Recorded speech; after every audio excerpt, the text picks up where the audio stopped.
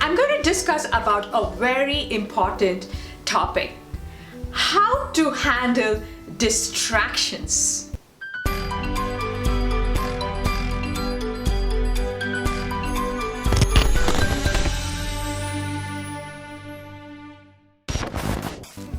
Hey everybody, Coach Joe here, and welcome to Gifted Gabber's Soundbites, where I share tips and strategies that your team can implement for success academically and personally as well.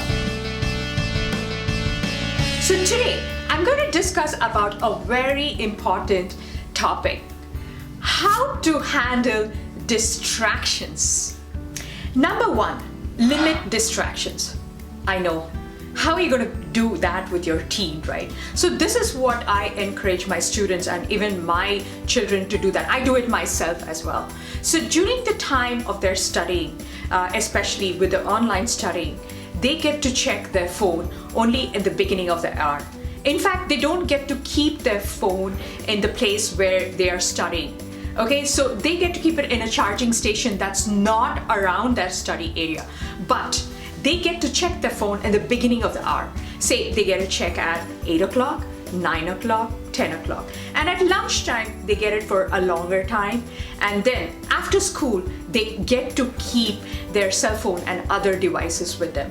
And yes, another thing that helps is to give them some time completely for their distractions, their video games, and everything else. So after school is a good time to allocate for all like social media activities like Snapchat or TikTok or Netflix or any of those video games. So you just earmark time for all those activities so that those distractions don't interfere with their study time.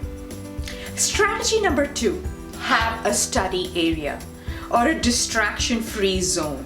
Like earmark a place which does not have a lot of clutter or distractions or noise. Okay, and I also tell my students that before they start studying in the morning, make sure that they clean their place or keep their study area free of clutter.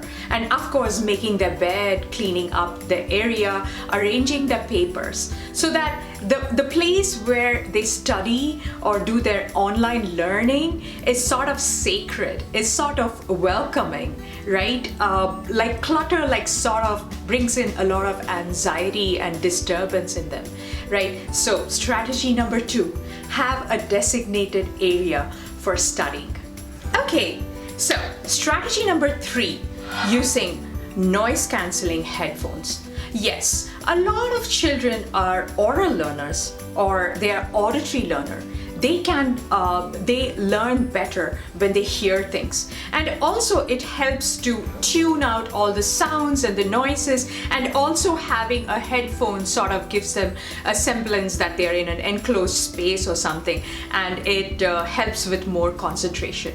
And also using like soothing music that can help them concentrate also is a good strategy for that, right? So try that as well, noise cancelling headphones.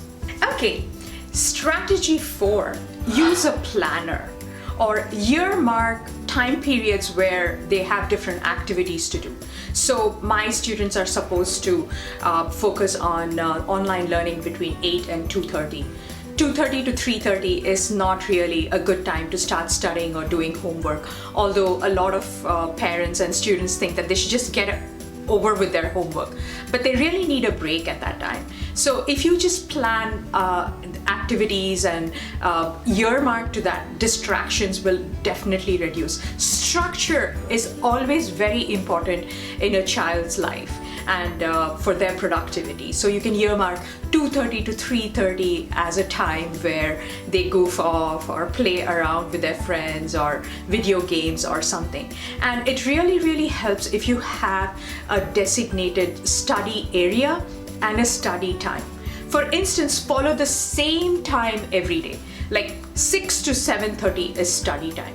There are no distractions at that time. There is no Netflix, there is no video games, there is no social media, TikTok, or anything. And encourage your child to follow a routine. So yes, being very organized with your time and having a planner helps with distractions. Okay, the strategy 5, a very important strategy, and I keep repeating over and over, is chunking. Right? So this really helps your brain focus and avoids distractions a lot actually. So what happens is you sort of cheating your brain or training your brain. If your child has English, history and math all together, instead of spending 1 hour or 1.5 hours for each subject, just break it down. The first 30 minutes, your child studies English, takes a 5-minute break, then takes on math, takes a 5-minute break, then takes on history. So what happens here is every time your child is picking a new subject, the brain sort of resets and the concentration increases, and it also avoids distraction. So chunking or breaking down your assignment or homework or school deliverables is a wonderful strategy to implement. The 6th strategy is encourage healthy habits. Encourage them to do a physical activity or a family activity. Even chores, for example, is a good way to break the cycle of being addicted or constantly being sucked into distractions. Right? Make sure that your child gets appropriate amount of physical exercise. It takes a break from all the social media, takes a break from devices, does things that are enhancing to their overall health. So these were the strategies to avoid distractions. I hope any of these strategies you can implement them and it'll help your teen. If not all, any of them are pretty good. I use them all the time in my family as well. So let me know how it goes, and please subscribe to my email list and join my Facebook group Pioneer Parents. Until then, bye now.